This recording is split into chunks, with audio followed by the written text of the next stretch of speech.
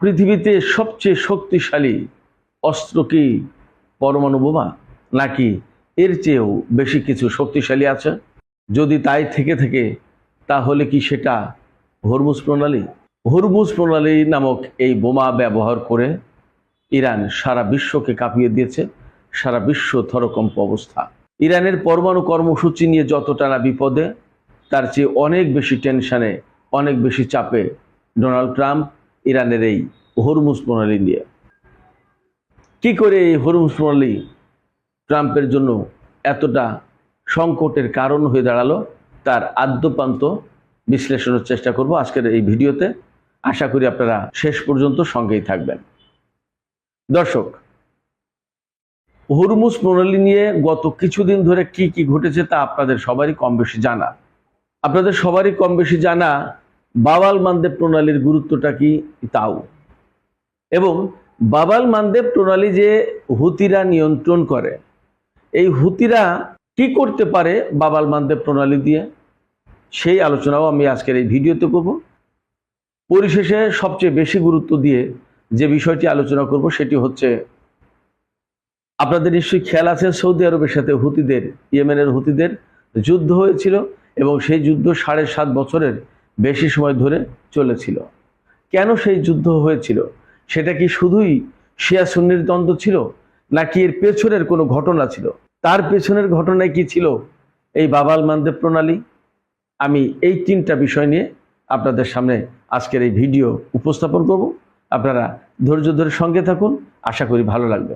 দর্শক, পাকিস্তানের রাজধানী ইসলামাবাদে যখন ইরান এবং আমেরিকার মধ্যকার আলোচনা ভেঙে গেল, তখন ডোনাল্ড ট্রাম্পের হাতে কিন্তু আসলে আর কোনো অস্ত্র থাকলো না। তখন হয় তাকে যুদ্ধে ফিরে আসতে হবে, আর না হয় ইরানের বিরুদ্ধে এমন কিছু করতে হবে যার কারণে অন্তত সিনে থাকতে পারে মার্কিন প্রেসিডেন্ট ডোনাল্ড ট্রাম্প।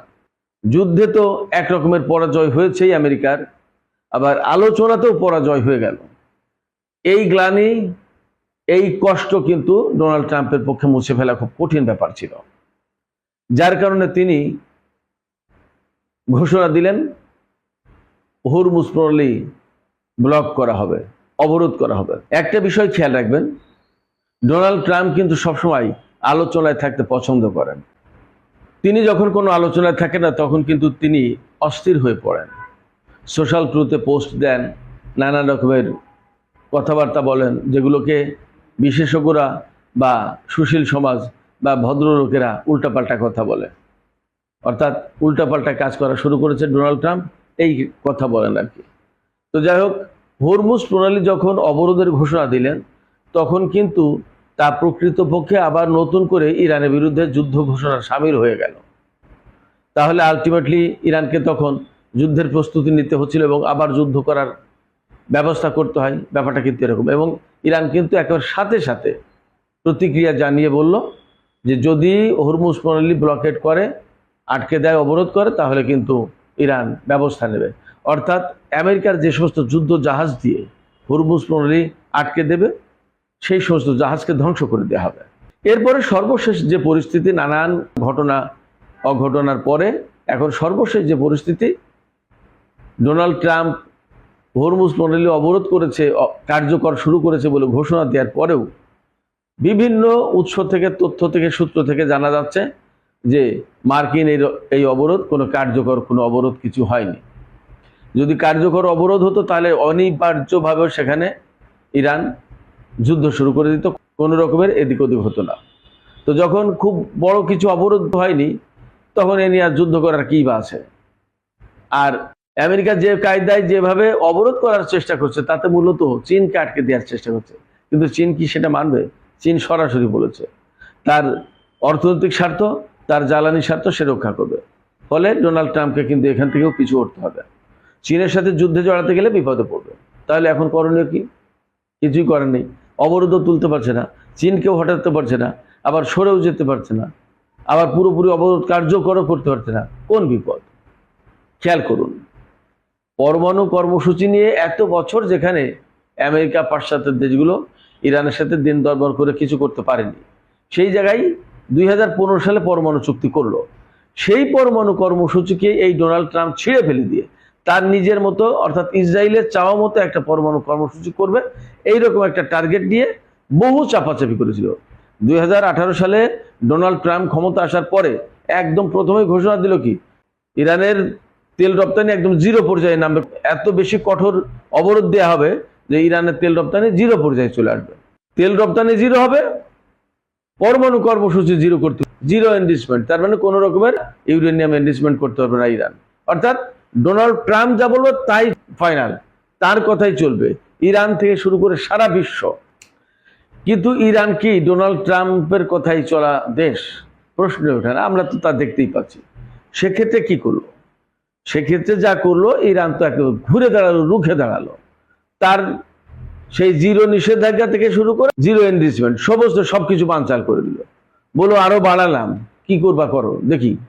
এখন পরমাণু কর্মসূচি চলছেই, ইরান তার ইউরেনিয়াম এনরিচমেন্ট করে ফেললো একদম 60 মাত্রায়, যা দিয়ে পরমাণু বোমা বানানো যায়, একদম তার কাছাকাছি, খুব কাছাকাছি অবস্থা। কোনো কোনো বিশেষজ্ঞ বলে যে 60 মাত্রার এনরিচড ইউরেনিয়াম দিয়ে পরমাণু বোমা বানানো যায়। এখন তো ডোনাল্ড ট্রাম্প আর এক বিপদে পড়ে গেল, যে পরমাণু একদম যেখানে জিরো করে ফেলার কথা সেখানে তো এখন বোমার কাছাকাছি ইরান। এখন বিপদ, এই বিপদ সমূলে বিনাশ করে দেওয়ার জন্য ডোনাল্ড ট্রাম্প কি করলো, ইরানের বিরুদ্ধে এবার যুদ্ধ শুরু করে দিল। প্রথমে কি করলো, প্রতারণা, তার চালাকি, তাকে অনেকে পাগল বলে, আমি ঠিক পাগল বলি না, তার চালাকি। আন্তর্জাতিক রাজনীতি এবং আন্তর্জাতিক ঘটনা প্রবাহ যারা বিশ্লেষণ করে তারা সবাই কিন্তু মোটামুটিভাবে প্রায় এই কথাই বলেন যে ডোনাল্ড সবসময় ট্রিকি, চালাকি করার, প্রতারণা করার কৌশল অবলম্বনের চেষ্টা করেন। ইরানের সাথে এবার ক্ষমতা আসার পর ইরানের সাথে আলোচনার নামে সময় ক্ষেপণ করতে লাগলো এবং ইসরায়েলকে লেলে দিল ইরানের বিরুদ্ধে যুদ্ধ করার জন্য। এবং ডোনাল্ড ট্রাম্প কিন্তু ঘোষণা করেছিলেন তখন যে আমার অনুমতি নিয়ে ইসরায়েল ইরানের বিরুদ্ধে যুদ্ধ শুরু করেছে, জুন মাসে যে যুদ্ধটা। এবারও সেই একই কাজ, এবং ডোনাল্ড ট্রাম্প একদম নিজে কোমর বেঁধে ইরানের পরমাণু কর্মসূচি একদম ধ্বংস করে দেওয়ার জন্য তো সেখানে বোমা মারলো, GBU-57 যে বোমা, বাংকার বাস্টার বোমা। এবং সেই কাজ করতে গিয়ে আরেক বিপত্তি, সেটা তো সেই বাংকার বাস্টার বোমা তো ইরানের হাতে পড়ে গেছে অক্ষত অবস্থায়, কি আল্লাহর রহমত। যাই হোক, এখন এইবার সেই পরমাণু কর্মসূচি একদম ধ্বংস করে দেবে। সমৃদ্ধ ইউরেনিয়াম যেটা ইরানের হাতে 410 কেজি, সেটাও তুলে নিয়ে যাবে, ইরানকে একেবারে মাটির সাথে মিশিয়ে দেবে। যার কারণে স্কুল, ঘর বাড়ি, শিক্ষা প্রতিষ্ঠান, হাসপাতাল, বিমা অফিস, তারপরে রেড ক্রিসেন্টের অফিস থেকে শুরু করে রেল, সেতু, স্বাভাবিক সড়ক পথ, সমস্ত সবকিছু ধ্বংস করে দিতে শুরু করলো। দিয়ে কি করলো, পাইলট উদ্ধারের কথা বলে ইস্পাহানের কাছে সেখানে ইউরেনিয়াম উদ্ধার অভিযান চালানোর চেষ্টা করলো। এর সমস্ত সবকিছুই ব্যর্থ হয়ে গেল। ব্যর্থ হয়ে যাওয়ার পরে যখন পরমাণু কর্মসূচি না থামাতে পারলো, না সেই সমৃদ্ধ ইউরেনিয়াম তাদের কাছ থেকে নিতে পারলো, না ইরানের ক্ষেপণাস্ত্র কর্মসূচি ধ্বংস করতে পারলো বা বন্ধ করতে পারলো, কোনো কিছু যখন পারলো না, তখন উপায়ন্তরহীন হয়ে ইরানের সাথে আলোচনায় বসতে বাধ্য হলো, এবং যে আলোচনা হলো পাকিস্তানে। এবং এই আলোচনা হওয়ার আগে কি হয়েছে আপনারা জানেন? যখন বলল যে ইরানের সভ্যতা একদম মুছে দেওয়া হবে, তারপরে আর মাত্র যখন 1 ঘন্টা আছে, সে সময় তো ইরানের সভ্যতা মুছে দেওয়ার বিষয়ে তার ভূমিকা নেওয়া লাগে। তখন তো কিছু করার নেই, ইরান তো কথা শুনছে না। ইরান বলছে দেখি তুমি সভ্যতা মুছে দাও, দেখি কি করতে পারো, এবং যদি তুমি কিছু করো তো কি করতে হয় এর জবাবে আমরাও সেটা দেখব। পুরো মধ্যপ্রাচ্য সেদিন অন্ধকার যুগে চলে যেত যদি আমেরিকা হামলা চালাতো। তো যখন এই অনড় অবস্থান ইরানের, তখন ডোনাল্ড ট্রাম্প বিপদে পড়ে পাকিস্তানকে হাতে পায়ে ধরে বলছে, বিভিন্ন গণমাধ্যমে, বিভিন্ন সামাজিক মাধ্যমে এসেছে কথাগুলো, যে যেভাবে হোক ইরানকে রাজি করাও, একটা যুদ্ধ বিরতির একটা প্রস্তাব দিতে বলো বা দাও তোমরা মধ্যস্থতাকারী হিসেবে। আমি বলি যে হ্যাঁ, এটা আমরা এটার ভিত্তিতে আলোচনা করব। অর্থাৎ আমার এই কথা এখন যদি রক্ষা করতে হয় তাহলে ভয়াবহ রকমের হামলা চালাতে হবে ইরানের উপর, আর ইরানের উপর হামলা চালালে ইরানও পাল্টা জবাব দেবে। তাহলে কি হবে, বিশ্ব তো শেষ হয়ে যাবে, অন্তত মধ্যপ্রাচ্য শেষ হয়ে যাবে। তাহলে উপায় কি? এইটা থেকে ফিরে আসার জন্য পাকিস্তানকে কাজে লাগালো, যে তোমরা যে কোনোভাবে বলো, ইরানকে রাজি করো যে একটা চুক্তি, তারা যে শর্ত দিয়েছে সেই শর্তের ভিত্তিতে আমরা আলোচনা করব, তবু অন্তত একটা আলোচনার ব্যবস্থা করো, আমি এই হামলা করার বাধ্যবাধকতা থেকে আমি ফিরে আসি, বাঁচি, যাতে হামলা না করতে হয়। এই পরিস্থিতিতে পড়েছিল ডোনাল্ড ট্রাম্প, খেয়াল করুন। এরপরে তো পাকিস্তানে আলোচনা হলো, দীর্ঘ 21 ঘন্টা আলোচনা, ফেস টু ফেস আলোচনা, ডাইরেক্ট আলোচনা, সর্বোচ্চ পর্যায়ের আলোচনা। কিন্তু ইরান আসল জায়গায় রাজি হয়নি। আসল জায়গাটা কোথায়? আমেরিকা বলছে যে তোমাদের পরমাণু কর্মসূচি বন্ধ করতে হবে, এই যে সমৃদ্ধ যে ইউরেনিয়াম আছে সেগুলো আমাদের হাতে দিয়ে দাও, এবং তোমার ক্ষেপণাস্ত্র কর্মসূচি বন্ধ করো। ইরান বলে, আরে যে জিনিস তুমি যুদ্ধ করে আমারে থামাতে পারো, যুদ্ধ করে আমার বন্ধ করতে পারো, চিন্তাই করতে পারো, তুমি সেই জিনিস চাইছো আলোচনার টেবিলে আমার কাছে চাইতে, এটা হয়? প্রশ্ন ওঠে না। এগুলোর কোনোটাই দেবো না, বরং আমরা যা যা বলছি তুমি সেইগুলোতে রাজি আছো কিনা, যদি রাজি থাকো তাহলে বলো, যদি না রাজি না থাকো তাহলে গুড বাই। এইভাবে ইরান আমেরিকাকে বলে পরিষ্কার বিদায় দিয়েছে যে যাও, হবে না। এবং সবাই এই কথাই বলেছে যে ইসলামাবাদ আলোচনা থেকে খালি হাতে ফিরল মার্কিন প্রতিনিধি দল, খালি হাতে ফিরলেন মার্কিন ভাইস প্রেসিডেন্ট, খালি হাতে ফিরলেন জেডি ভ্যান্স, এরকম বলা হচ্ছে। ইরান প্রচন্ড রকমের আপার হ্যান্ডে। ইরানের ডিপ্লোমেসিটা কি? এবং আমি সবসময় বলি, ইরানের এই যে ডিপ্লোমেসি, এই যে রাজনীতি, এগুলো সুদীর্ঘ দিনের চর্চার ফসল। তারা জ্ঞানকে, বিজ্ঞানকে কাজে লাগায়, ভাবে, ফিকির করে। যারা চিন্তা করে, যারা ভাবে, চিন্তাশীল জাতি যারা, তাদেরকে কেউ হটাতে পারে না। যারা জ্ঞান বিজ্ঞানকে কাজে লাগাতে পারে। আপনি চিন্তা করতে পারেন, আমেরিকার একজন সিআইএর সাবেক গোয়েন্দা কর্মকর্তা, এই ভদ্রলোক 2-1 দিন আগে জানিয়েছেন যে আমেরিকাতে যত পিএইচডি হোল্ডার পরমাণু বিজ্ঞানী আছে, তার চেয়ে বেশি পিএইচডি হোল্ডার পরমাণু বিজ্ঞানী ইরানে আছে। আপনি চিন্তা করেন। আপনাদেরকে আমি আর একটা তথ্য দিই, তাহলে ইরানের জ্ঞান বিজ্ঞান চর্চার মাত্রাটা বুঝতে পারবেন। এই যে কয়েকদিন আগে, যেদিন ওই যে পৃথিবী থেকে ইরানকে মুছে দেওয়ার কথা বলেছিল ডোনাল্ড ট্রাম্প, সেই দিন তো অনেকগুলো রেল ব্রিজে হামলা চালিয়েছে, বড় বড় ব্রিজে হামলা চালিয়েছে, রেল স্টেশনে হামলা চালিয়েছে। খুব গুরুত্বপূর্ণ একটা ব্রিজ, সম্ভবত রাশিয়ার সাথে ইরানের যোগাযোগ হয় মনে হয় সেই ব্রিজটা দিয়ে, রেল ব্রিজ। এই রেল ব্রিজের উপর হামলা চালিয়েছে আমেরিকা।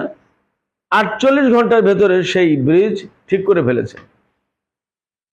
কিভাবে সম্ভব হলো? একটা হিসাব শুনুন, বুঝবেন। আমেরিকার জনসংখ্যা 30 কোটির মতো, ইরানের জনসংখ্যা 9 কোটির মতো, তার মানে 3 ভাগের 1 ভাগেরও কম। আমেরিকার ভূখণ্ড যতটা, তার 3 ভাগের 1 ভাগের একটু কম ইরানের ভূখণ্ড। ইরান মধ্যপ্রাচ্যের সেকেন্ড লার্জেস্ট কান্ট্রি, সৌদি আরবের পরে। আমেরিকার জনসংখ্যা 30 কোটি আর ইরানের জনসংখ্যা 9 কোটি, 3 ভাগের 1 ভাগেরও কম। অথচ ইঞ্জিনিয়ারের দিক দিয়ে প্রায় আমেরিকায় যত ইঞ্জিনিয়ার আছে, প্রায় ইরানে তত ইঞ্জিনিয়ার আছে। আপনি ভাবতে পারেন, আপনারা চিন্তা করতে পারেন ইরানের জ্ঞান বিজ্ঞান চর্চার মাত্রাটা কি। এই যে শরীফ ইউনিভার্সিটি যে ধ্বংস করে দিল, আমি বারবার বলি, এই শরীফ ইউনিভার্সিটি ইরানের এমআইটি, আমেরিকার যে এমআইটি যেমন সারা বিশ্বে খুব নাম করা, ইরানের শরীফ ইউনিভার্সিটি সেরকম এমআইটি। এই শরীফ ইউনিভার্সিটি থেকে বেরিয়ে আসা এই পরমাণু বিজ্ঞানী, বড় বড় ইঞ্জিনিয়ার, এই যে ক্ষেপণাস্ত্র বিশেষজ্ঞ, এই সমস্ত সবকিছু শরীফ ইউনিভার্সিটি থেকে বেরিয়ে আসা, শরীফ ইউনিভার্সিটির প্রোডাকশনেরা। সেই শরীফ ইউনিভার্সিটি বোমা মেরে ভেঙে দিয়েছে। ওই বোমা মেরে ভেঙে দিয়ে ইরানের জাতিকে ধ্বংস করতে পারবে? তো যাই হোক, যে কথা বলছিলাম, তাই এইরকম যখন একটা জাতি জ্ঞান বিজ্ঞান চর্চা করে, সেই জাতিকে আসলে পেছনে ফেলে রাখা, দাবিয়ে রাখা সম্ভব না। আমেরিকা এটা পারবে না। তো যখন পরমাণু কর্মসূচি বন্ধ করতে পারলো না যুদ্ধের মাধ্যমেও, যখন ইউরেনিয়াম হাতিয়ে নিতে পারলো না, তখন আলোচনার টেবিলে গেল, আলোচনার টেবিলে ব্যর্থ। এইবার হরমুজ প্রণালী অবরোধ করার ঘোষণা দিল। ভাই, হরমুজ প্রণালী তো খোলাই আছে, আপনি কেন অবরোধ করতে যাচ্ছেন? ইরান তো অবরোধ করেনি, সেখান থেকে তো যাচ্ছে আসছে তেলবাহী জাহাজ। কিছু কিছু রেস্ট্রিকশন আছে, সেগুলো আস্তে আস্তে ঠিক হবে, ইরান সেটা বলছে। কিন্তু আপনি টোটালি অবরুদ্ধ করে দিলেন, ইরান তো অবরুদ্ধ করেনি। তাহলে দোষটা কার বেশি? এই যে হরমুজ প্রণালী অবরুদ্ধ করলো, তা দিয়েও কিন্তু আমেরিকা ইরানকে হারাতে পারছে না। আন্তর্জাতিক চাপের মুখে পড়বে ডোনাল্ড ট্রাম্প, ইরান না। ইরানের সাথে অনেকের দিন দরবার হচ্ছিল, ম্যানেজ হচ্ছিল, এমনকি জাপান ইউয়ান মুদ্রায় অর্থাৎ চীনা মুদ্রায় টোল পরিশোধ করে তার তেলবাহী জাহাজ বের করে নিয়ে গেছে। ফ্রান্স এরকম করেছে, ইটালি করতে চায়, স্পেন করতে চায়। অথচ আপনি ডোনাল্ড ট্রাম্প হরমুজ প্রণালীতে অবরোধ দিয়ে দিচ্ছেন, তো সারা বিশ্বের মানুষ তো আর তেল পাবে না। তাইলে দোষটা কার? ইরানের না ডোনাল্ড ট্রাম্পের? অথচ এই হরমুজ প্রণালী কন্ট্রোল করার মাধ্যমে ডোনাল্ড ট্রাম্পের মাথা খারাপ করে দিয়েছে, সারা বিশ্ব কম্পমান হয়ে গেছে। তার মানে ইরানের হাতে যে পরমাণু আছে তার চেয়েও বেশি শক্তিশালী এই হরমুজ প্রণালী, এখন সেটা সারা বিশ্বের জন্য প্রমাণ হচ্ছে। অতএব ইরান যে সমস্ত টেকনিক্যাল দিক দিয়ে অনেক ইম্পর্টেন্ট পজিশনে আছে, সেগুলোকে আসলে আমেরিকা কেড়ে নিতে পারবে না। সেই সমস্ত কারণে আমেরিকা ইরানের সাথে কখনো জিততে পারবে না। এদিকে আর এক বিপদ হয়েছে। যদি হরমুজ প্রণালী নিয়ে এই সমস্ত কেওয়াস কন্দল চলতে থাকে এবং পুরোপুরি যদি হরমুজ প্রণালী অবরোধ করে দেয় আমেরিকা, তাহলে ইয়েমেনের হুতি যোদ্ধারা বলেছে তারা বাব আল মানদেব প্রণালী বন্ধ করে দেবে। সে গল্প তো আমি কালকে রাতে বলেছি। আজকে এখন যে কথা বলতে চাই, এই বাব আল মানদেব প্রণালীর ঘটনা হুতি এবং সৌদি আরবের সাথে ইয়েমেনের হুতিদের যুদ্ধ, এই প্রসঙ্গটা এখন আমি বলি। 2016 সালের 25শে মার্চ সম্ভবত সৌদি আরব ইয়েমেনের হুতিদের বিরুদ্ধে ভয়াবহ হামলা চালায় এবং তাদের টার্গেট ছিল 2-4 দিনের ভেতরে একদম ইয়েমেনকে তছনছ করে দিয়ে, হুতিদেরকে তছনছ করে দিয়ে তারা তাদের পছন্দ মতো আব্দুর রাব্বু মানসুর হাদিকে ক্ষমতায় বসাবে। কিন্তু তারা বুঝতেই পারেনি এই হুতিরা কতটা শক্তিশালী এবং তাদের পেছনে কারা আছে। মনে করেছিল লুঙ্গি পরা হুতি জাতি দরিদ্র, কৃষ্ণ, কালো, এটা সেটা, কি আর করবে। কিন্তু দেখা গেল তাদের পেছনে রয়েছে ইরানের মতো একটা শক্তি এবং তাদের সামরিক সক্ষমতা এবং যুদ্ধের জন্য জানবাজ লড়াই করার দরকার, সেই লড়াইয়ে তারা পারঙ্গম। সৌদি আরবের বিরুদ্ধে ভয়াবহ লড়াই করলো এবং 7.5 বছরের বেশি সময় ধরে লড়াই ছিল। কিন্তু সৌদি আরব, মিশর, সুদান, বাহরাইন, একটা পর্যন্ত কাতার ছিল সেই যুদ্ধে, সংযুক্ত আরব আমিরাত, কেউ তাদেরকে ঠেকাতে পারল না।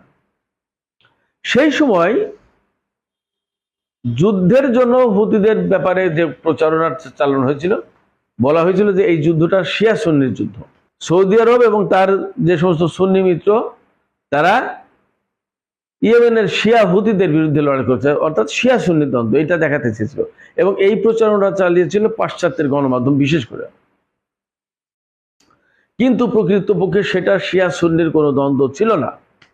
সেই লড়াইটা ছিল মূলত হুতিদেরকে উৎখাত করে সেখানে সৌদি আরব এবং আমেরিকার একেবারে অনুগত একটা সরকার প্রতিষ্ঠা করা, যাতে ভবিষ্যতে যখন ইরানের সাথে দ্বন্দ্ব সংঘাত যুদ্ধ হবে, যাতে এই বাব আল মানদেব প্রণালী হুতিদের হাতে কন্ট্রোল না থাকে, এটা যাতে সৌদি আরব কন্ট্রোল করতে পারে এবং সৌদি অনুগত, আমেরিকা অনুগত সরকার কন্ট্রোল করতে পারে। তাহলে হরমুজ প্রণালীকে আমেরিকা দখল করে নিতে পারবে।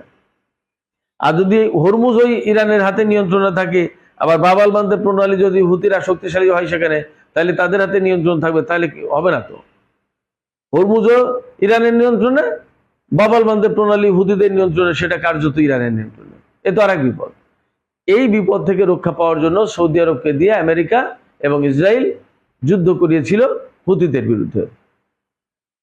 ইরান ঠিকই বুঝতে পেরেছে এবং সেই যুদ্ধে প্রত্যক্ষ পরোক্ষ যেভাবে হোক বিভিন্নভাবে সাহায্য সহযোগিতা করে হুতিকে টিকিয়ে রেখেছে এবং এক পর্যায়ে সৌদি আরব ব্যর্থ হয়ে অটোমেটিক নিজে যুদ্ধ বন্ধ করে দিতে বাধ্য হয়েছে এবং হুতিরা বলে কয়ে আরাম করতে হামলা চালিয়েছে। সংযুক্ত আরব আমিরাতের রাজধানী আবুধাবি এবং দুবাইয়ে হামলা চালিয়েছে। এই সমস্ত হামলা ঠেকাতে পারেনি। তখনই বুঝে ফেলেছিল সৌদি আরব এবং সংযুক্ত আরব আমিরাত, এই আমেরিকা তাদের নিরাপত্তা দিতে পারবে না। এর কিছুদিন পরে 2023 সালের মে মাসে সৌদি আরব এবং ইরানকে ডেকে মধ্যস্থতা করলো চীন, এবং চীনের রাজধানী বেইজিংয়ে একটা চুক্তি হলো। সেই চুক্তির পরে সৌদি আরব এবং ইরান নতুন করে আবার কূটনৈতিক সম্পর্ক স্থাপন করলো। ধীরে ধীরে সৌদি আরব, আমেরিকা এবং ইসরায়েলি বলয় থেকে বেরিয়ে আসতে চায় বা আসবে আমার বিশ্বাস। এই যুদ্ধের পরে মধ্যপ্রাচ্যে যে পরিবর্তনগুলো ঘটবে তাতে দেখবেন আমার কথা অনেকটা বাস্তবায়ন হচ্ছে, সত্যি প্রমাণ হচ্ছে। তো সুপ্রিয় দর্শক, আমি আশা করি যে আমি বাব আল মানদেব প্রণালী, হুতি এবং সৌদিদের ভেতরে যে যুদ্ধটা, সেই যুদ্ধটা বেসিক্যালি শিয়া সুন্নির দ্বন্দ্ব বা যুদ্ধ ছিল না, সেটা ছিল বাব আল মানদেব প্রণালী কার নিয়ন্ত্রণে থাকবে সেটা নির্ধারণ করার একটা যুদ্ধ। তো সেই যুদ্ধে যেহেতু হুতিরা অনেকটা বিজয়ী হয়েছে, হুতিদেরকে হটিয়ে দিতে পারেনি, সেক্ষেত্রে বাব আল মানদেব প্রণালী এখন তাদের নিয়ন্ত্রণে। আজকে যখন হরমুজ প্রণালী নিয়ে ভীষণ রকমের টানাপোড়েন, উত্তেজনা, তখন হুতিরা কিন্তু বাব আল মানদেব প্রণালী অস্ত্র হিসেবে ব্যবহার করতে যাচ্ছে। সেক্ষেত্রে হরমুজ প্রণালী বন্ধের পরে যদি বাব আল মানদেব প্রণালীও বন্ধ হয়ে যায়, তাহলে বিশ্ব পুরোটাই কলাপস। ডোনাল্ড ট্রাম্প ভয়াবহ রকমের চাপের মধ্যে পড়বে। সুপ্রিয় দর্শক, আশা করি আজকের এই আলোচনা থেকে হরমুজ প্রণালীর গুরুত্ব, বাব আল মানদেব প্রণালীর গুরুত্ব এবং এই কেন্দ্রিক যে রাজনীতি বহুদিন ধরে আবর্তিত হচ্ছে, আশা করি আপনাদের কাছে ক্লিয়ার হয়েছে। এবং এখন নিশ্চয়ই বুঝতে পারছেন যে পরমাণু বোমার যে ধার ভার, তার চেয়ে কোনো অংশেই কম ধার এবং কম ভার না এই হরমুজ প্রণালী আর এই বাব আল মানদেব প্রণালী। তো সুপ্রিয় দর্শক, এখনকার আলোচনা এখানে শেষ করতে চাই। আপনাদের কি মনে হয় বাব আল মানদেব প্রণালীর নিয়ন্ত্রণ কার হাতে থাকবে, সেইটা নির্ধারণ করার জন্য সৌদি আরব ইয়েমেনের হুতিদের বিরুদ্ধে যুদ্ধ করেছিল? আপনাদের কি তাই মনে হয়, নাকি ভিন্ন কোনো চিন্তা বা ভিন্ন কোনো মত আপনাদের আছে? আপনারা কমেন্টে জানাতে পারেন। আর ভিডিও ভালো লাগলে লাইক, কমেন্ট, শেয়ার করবেন। চ্যানেলটি সাবস্ক্রাইব করে সাথেই থাকবেন। আপনাদের সবাইকে অনেক অনেক ধন্যবাদ। আল্লাহ হাফেজ।